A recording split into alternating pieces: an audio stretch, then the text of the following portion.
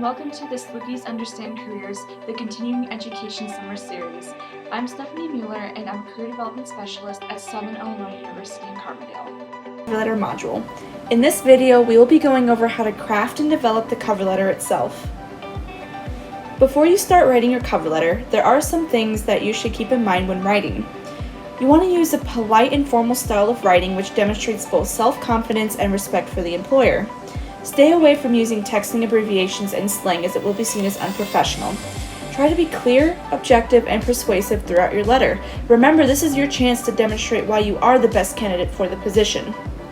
A good way to demonstrate or show that you are the best is to briefly highlight one or two of your most significant accomplishments or abilities related to the position.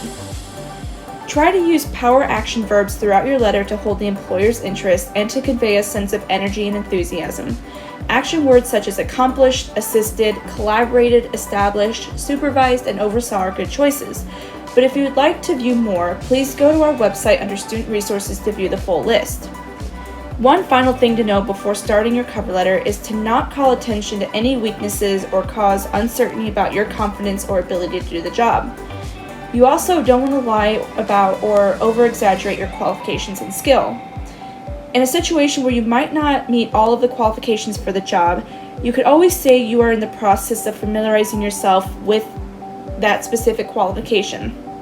For example, if one of the qualifications listed in the job description is to have knowledge on a specific computer programming software that you do not have much experience with, write in your cover letter that you are familiarizing yourself with the software and that you are a quick learner, so you will be able to use it when starting the job. So the first paragraph should be the introduction, and it's pretty straightforward.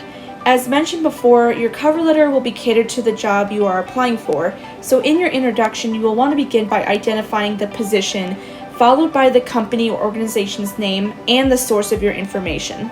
Sources can be websites such as Handshake or Indeed, or even individuals. Remember, it's sometimes about whom you know when applying for a job.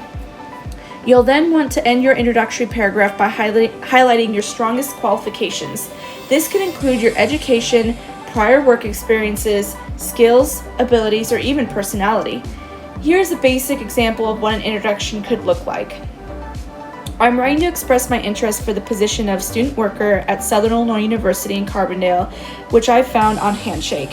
I believe this position is well aligned with my personality, educational background, and drive to excel professionally. Your second paragraph should go into your strongest qualifications relevant to the position. As much as possible, provide evidence of your related work, extracurriculars, academic experiences, and accomplishments. If you do not have much work experience, try to use your academic experiences as a supplement. Think of coursework or projects you completed that demonstrate your skills and abilities, such as organization, public speaking, teamwork, collaboration, etc. Don't be afraid to include your internships as well. The reason why you want to provide evidence of your qualifications is because it is much stronger than just saying, "I am a great collaborator." You want to give an example that demonstrates your ability to collaborate. For example, during my final semester at SIU, I had to complete a final project with my peers in order to graduate. The professor divided us up into groups, and I immediately took it upon myself to create a timeline who would do what part of the project based on their interests and skills. Our group worked very efficiently because of this planning, and we received the top grade in our class. This example not only shows collaboration, but organization and leadership skills as well. Try to be as specific with details as possible throughout the cover letter in order to effectively show and persuade the employer that you are not only meeting the expectations, but going beyond them. You don't want the employer to make assumptions regarding your skills and abilities. The third paragraph is where your research about the company comes into play. You want to relate your interests and qualities to your knowledge of the company. If you know that the company is trying to become more sustainable and environmentally friendly, and you were involved with the sustainability RSO and organization in your college experience, make that connection in the cover letter. You also want to convince the employer that you have the personal qualities and motivation to succeed. Common examples include why you want to work for the company, what you will bring, and how this position will help you towards future career goals.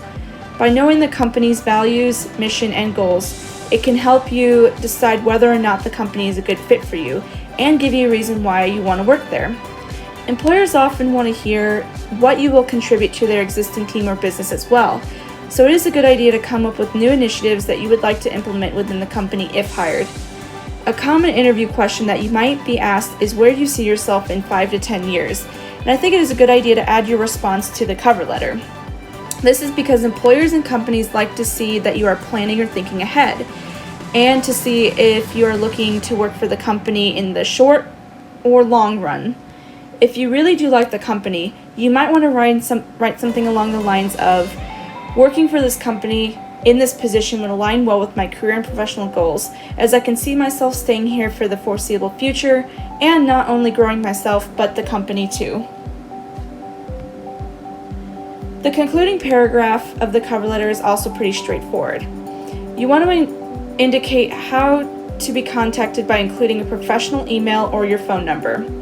I recommend using your siu.edu email, but you can use a different email as long as it's professional and appropriate. Lastly, you want to thank the reader for the consideration, followed by sincerely, your handwritten signature, and then your typed name.